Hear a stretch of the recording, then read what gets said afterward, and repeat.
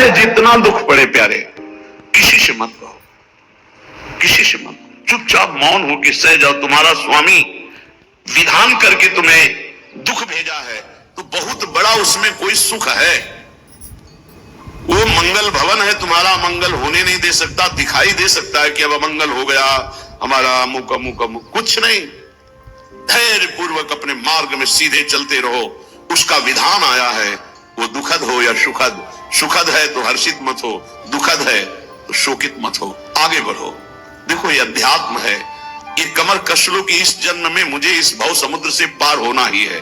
ये जो कमजोर दिल के होते हैं ना, अनुकूलता जहां मिली तो बोले जब से हमने भक्ति शुरू की सब काम चकाचक बन रहे। ये भक्ति का फल नहीं है, भूल मत करना। ये तुम्हारे सुकृत चल रहे हैं इसलिए है, और जिस दिन दुष्कृत का फल आएगा उस दिन भक्ति करते हुए भी कदम रखना मुश्किल हो जाएगा, पग पग पर तुम्हें दुख मिलेगा। इस सिद्धांत को समझ लीजिए तो कभी आप निराश नहीं होंगे, शूरवीर होकर आगे बढ़ते रहेंगे। जो हमारी भक्ति है नई फसल है, और इस फसल की जो आनंद वृत्ति है वो भगवदानंद है, ज्ञानानंद है, अखंडानंद है, प्रेमानंद है। वो भोगानंद नहीं है, विषयानंद नहीं कि भगवान की बड़ी कृपा जो चाहो वो भोग मिल गए। ये सुकृतों के फल है। ये सुकृत और दुष्कृत दोनों को यही नष्ट कर दो और निकल चलो भगवान की परम धाम में, जहां नित्य सेवा सुख का आनंद सहचर्या ले रही है। श्रीपाद कह रहे संतर्जयस ताड़यन, कोई मुझे बहुत डांटे भर्त्सना करे और ताड़यन पिटाई भी कर दे, मुझे कुछ कभी शिकायत नहीं करनी प्रभु से। देख रहे हैं ना, वो उन्होंने विधान किया है ना कि इसको पीटो, तो हम चुपचाप पीट लेंगे, किसी से नहीं कहना।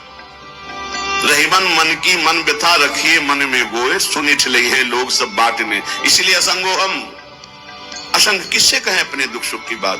अपना दिल तो दिलवर को दे दिया, जो बीते सो दिल तो उनके पास है, वो तो जाने दुख सुख की बात, हम क्या जाने। हम तो बस आपके हैं। मौन, अपने विषय में न सुख की बात करे न दुख की, मौन बात करे तो प्रभु की करे, नहीं तो मौन।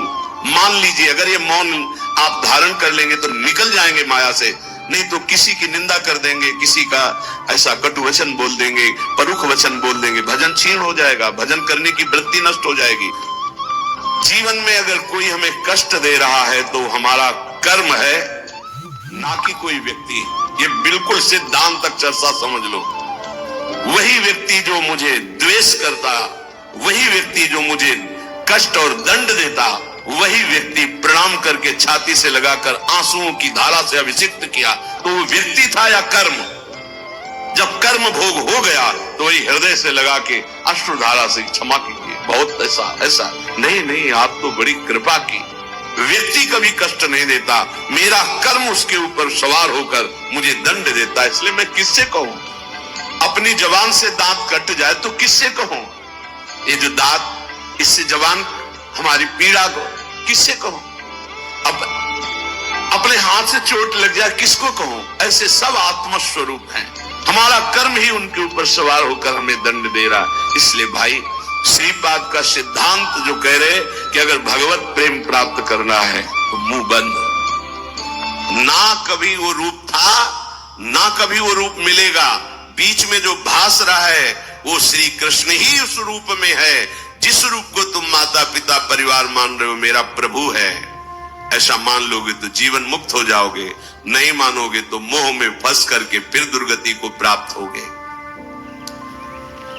अनंत बार ये मैं, ये मेरा कह करके तुम मरते रहे और तुम्हारा मोह बंधन दृढ़ होता रहा। अब तो समझ जाओ,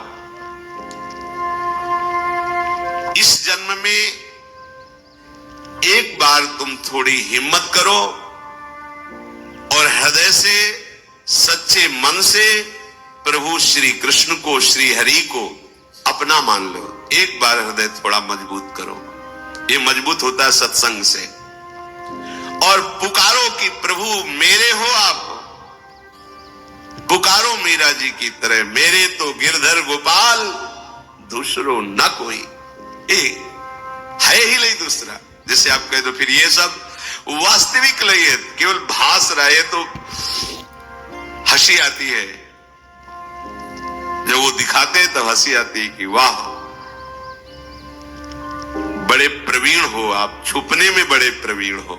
छुपा छुपी का खेल ऐसे छुपे हुए तुम जान ही नहीं सकते ये प्रभु हो सकता है भला? वो है, वही है। मत्ता परतरम नान्यस वासुदेवा सर्वम ईशावास्यविदम सर्वम यत् किंच जगत्याम जगत। पर कैसा छुपा छुपी का खेल खेल रहा है वो दिखाई नहीं दे